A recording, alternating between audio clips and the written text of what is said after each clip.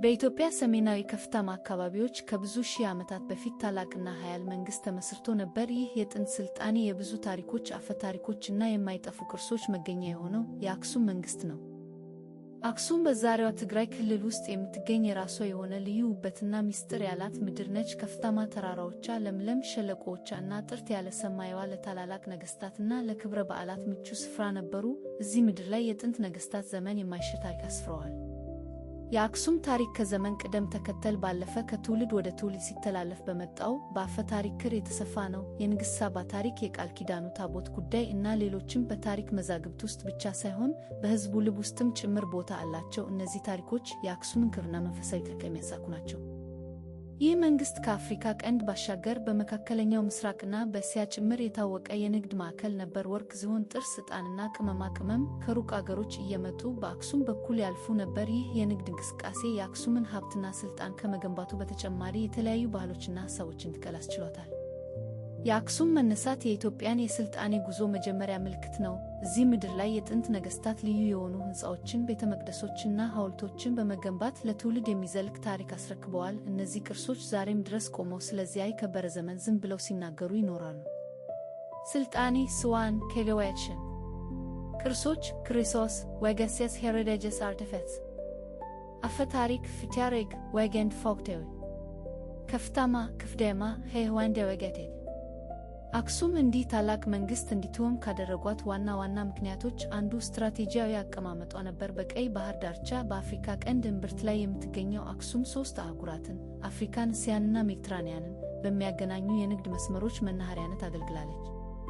ይህች ከተማ በዘመኗ እጅግ በጣም ንቁ ከሆኑ የንግድ ማዕከላት አንዷ ነበረች። ከግብፅ፣ ከግሪክ፣ ከሮም፣ ከህንድና ከሩቅ ምስራቅ የመጡ ነጋዴዎች ውድ ዕቃዎቻቸውን ይዘው ወደ አክሱም ይመጡ ነበር። ወርቅ፣ ዝሆን ጥርስ፣ ዕጣን፣ ከርቤ፣ ቅመማ ቅመም፣ ጨርቃጨርቅና ሌሎች በርካታ ምርቶች በአክሱም ገበያዎች ይገበያዩ ነበር። ይህ የዕቃዎች ልውውጥ ብቻ ሳይሆን የሐሳቦች የበልና ያውቀፋል።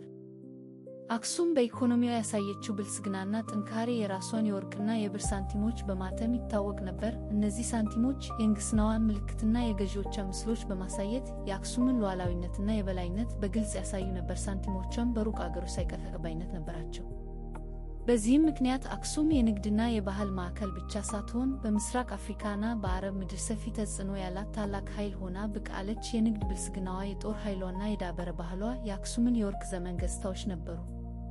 ከአክሱም ዘመን ታላላቅ ምስጢሮች አንዱና የዘመኑን የምህንድስና ብቃት በግልጽ የሚያሳዩት ግዙፍ ሐውልቶች ናቸው። እነዚህ የድንጋይ ግዙፎች የከተማዋን ሰማይ በመብሳት የጥንቱን የአክሱም መንግሥት ታላቅነት በዝምታ ይመሰክራሉ። እያንዳንዱ ሐውልት የአክሱማውያን የቴክኖሎጂ ብቃትና ጥበባዊ ችሎታ ምልክት ነው።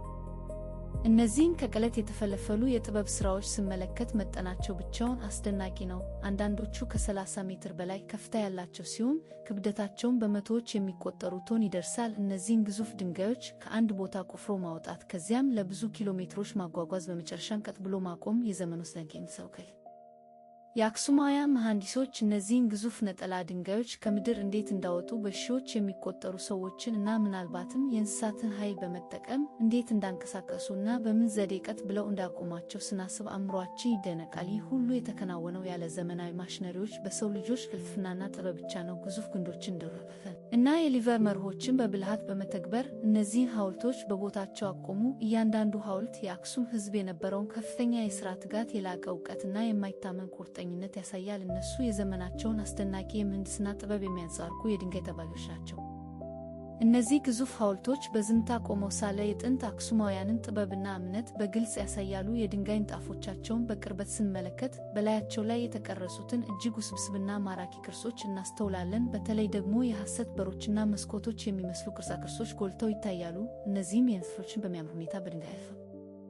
አንዳንዶቹ ሐውልቶች ደግሞ ባለ ብዙ ፎቅ ሕንፃዎችን የሚያሳዩ ይመስላሉ። እያንዳንዱ ፎቅ በጥንቃቄ የተቀረጸና የራሱ የሆነ የውበትና የምልክት ትርጉም ያለው ነው። እነዚህ ቅርጻ ቅርጾች ከቀላል የጌጥ ሥራ ያለፉ ናቸው። የጥንት አክሱማውያን ዓለምንና መንፈሳዊ እምነታቸውን እንዴት ይመለከቱ እንደነበር የሚያሳይ ጥልቅ መልክ አላቸው።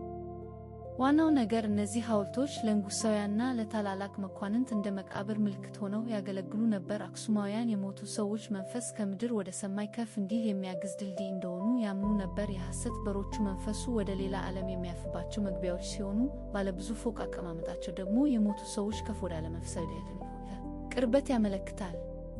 በተመሳሳይ ጊዜም እነዚህ ግርማ ሞገስ የተላበሱ ሐውልቶች የንጉሣውያኑ ምድራዊ ሥልጣንና ግርማ በሕይወት እያሉ የነበራቸውን ታላቅነትና ብልጽግና ያንጸባርቃሉ። እንዲህ ያለውን ግዙፍ ድንጋይ ቀርጾ እንደዚህ ያለው ስብስብ ቅርስ ለመሥራት ምን ያህል የተዋጣለት የእጅ ጥበብና የምህንድስና ዕውቀት እንደሚያስፈልግ መገመት ይከብዳል። እያንዳንዱ የተቀረጸ መስመር፣ እያንዳንዱ ዝርዝር የሕዝቡን እምነትና የሥልጣኔያቸውን ጥልቀት በሹክሹክታ ይነግረናል። የአክሱም መንግሥት ልክ እንደ ማንኛውም ታላቅ ሥልጣኔ የራሱ የሆነ የክብር ዘመንና የመለወጫ ወቅት ነበረው። ጊዜው ቢነጉድም ወንዞች ቢፈሱም የአክሱም አሻራ ግን በታሪካችን ውስጥ ጥልቅ ሆኖ ቆይቷል። በተለይም ከምድር ወደ ሰማይ ከፍ ብለው የቆሙት ግርማ ሞገስ ያላቸው ሐውልቶቹ የጥንቱን የአክሱም ዕውቀት በግልጽ ያወሳሉ። እያንዳንዱ ድንጋይ፣ እያንዳንዱ ቅርጽ የአክሱማውያንን የሥነ-ሕንጻ ጥበብ ብቃት ብቻ ሳይሆን ሥልጣኔያቸውን፣ እምነታቸውንና የሥራ ትጋታቸውን የሚመሰክር ነው። እነዚህ ሐውልቶች በሺህ የሚቆጠሩ ዓመታት በዘለቀው ቁመናቸው የዘመን ማዕበልን ተቋቁመው ዛሬም ድረስ በኩራት ቆመዋል። እነሱ የአክሱም ሥልጣኔ ለዓለም የሰጠ ስጦታ ዘላለማዊ ስም ነው።